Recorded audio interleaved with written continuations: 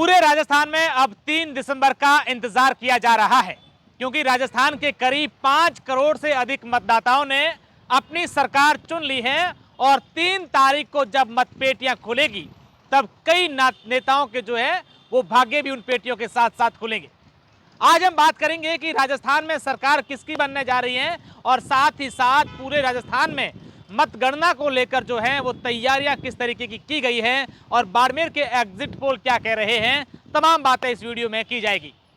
दरअसल राजस्थान में जब विधानसभा चुनावों का बिगुल बजा था तब ये बातें की जा रही थी कि राजस्थान में कांग्रेस पार्टी जो है वो वापस अपनी सरकार बनाएगी, क्योंकि राजस्थान में कांग्रेस के नेता ये दावे कर रहे थे कि जिस तरीके से हमने राजस्थान के लोगों के लिए अलग अलग प्रकार की गारंटियां लेकर आए हैं उससे जनता काफ़ी खुश हैं और वही गारंटियां हमें इस बार सरकार रिपीट करने में कारगर साबित होगी।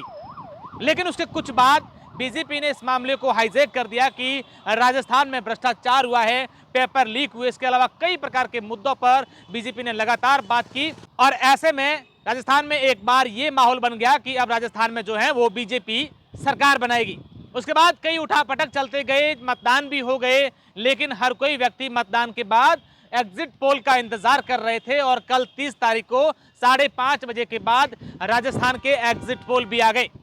अगर देश की बड़ी 11 एजेंसियों की बात करें तो 11 एजेंसियों में से 8 एजेंसियों ने राजस्थान में बीजेपी को सरकार बनाते हुए बताया है, तो 3 एजेंसियां ऐसी भी हैं जो कह रही हैं कि राजस्थान में कांग्रेस सरकार रिपीट करेगी।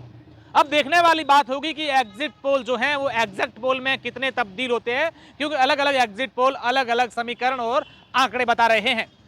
वहीं अगर चुनावों के बाद की बात करें तो राजस्थान में चाहे कांग्रेस के सीएम चेहरे हो या फिर बीजेपी के सीएम चेहरे हो, वो तमाम इन जुगाड़ में लग गए हैं कि कैसे हम सरकार बनाएं और अगर तोड़ जोड़ की सरकार बनानी पड़ी तो कैसे दूसरे पार्टी के, कांग्रेस के अलावा या बीजेपी के अलावा निर्दलीय हो या अन्य पार्टियों के जो विधायक बनेंगे उनको कैसे अपनी ओर लाना है, इसको लेकर सारे कयास उन्होंने लगाने, सारी कोशिशें करनी शुरू कर दी है। वहीं अगर बात करें तो राजस्थान में हमारे एग्जिट पोल की बात करें तो राजस्थान में बीजेपी 108 से 112 तक सीटें ला सकती है। हालांकि अगर ऐसा होता है, इसमें 19-20 होता है, तो वसुंधरा राजे सिंधिया तोड़ जोड़ करने में सबसे सफल साबित हो सकती हैं, क्योंकि वसुंधरा राजे सिंधिया के पास तमाम वो अनुभव भी हैं कि कैसे सरकार में तोड़ जोड़ करके विधायकों को अपनी ओर लाना है, निर्दलीयों को कैसे अपने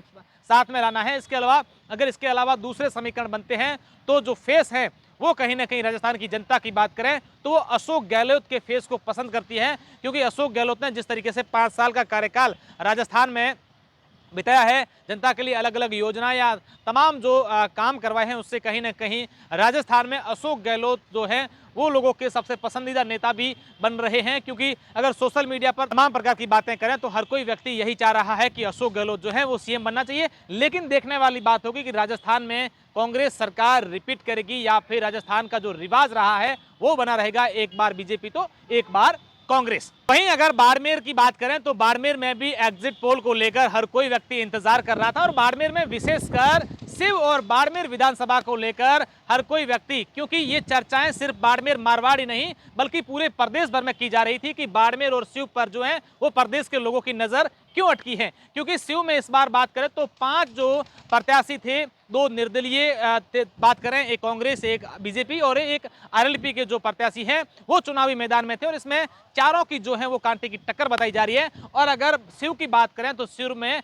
आज भी ये बताया जा रहा है कि वहां पर निर्दलीयों की टक्कर होगी, फतेह खान और रविंद्र सिंह भाटी के बीच जो है वो कड़ी टक्कर होगी। ऐसे में जातिगत वोटों के आधार की बात करें तो वहां पर भी कई प्रकार के मायने निकाले जा रहे हैं और ऐसा बताया जा रहा है कि मुस्लिम वोट जो है वो करीब 8 से 10 हजार अगर रविंद्र सिंह को मिले हैं तो रविंद्र सिंह यहाँ पर भारी जो है वो नजर आ रहे हैं। वहीं अगर बाड़मेर की बात करें तो बाड़मेर में कांग्रेस के सामने निर्दलीय प्रत्याशी डॉक्टर प्रियंका चौधरी की कड़ी टक्कर मानी जा रही है और ऐसे में अगर समीकरणों की बात करें, तमाम प्रकार के बूथ लेवल की गणित की बात करें तो यहाँ पर मेवाराम जैन जो हैं वो मजबूत नजर आ रहे हैं। और अगर जो लहर चली है, जिस तरीके से बाड़मेर विधानसभा को लेकर कहा जा रहा है कि बाड़मेर में प्रियंका चौधरी और निर्दलीय जो थे उनको लेकर एक विशेष लहर चली, अगर वैसा हुआ है तो प्रियंका चौधरी करीब 25,000 वोटों से अधिक जो है वो जीत हासिल करेगी। इसके अलावा अलग अलग विधानसभाओं के जो एग्जिट पोल है वो हमने बताए हैं। वहीं मारवाड़ की बात करें तो मारवाड़ मारवाड़ में नागौर जिले सहित जो 43 सीटें हैं, 43 सीटों में से इस बार जो है वो भाजपा कहीं ना कहीं मजबूत नजर आ रही है।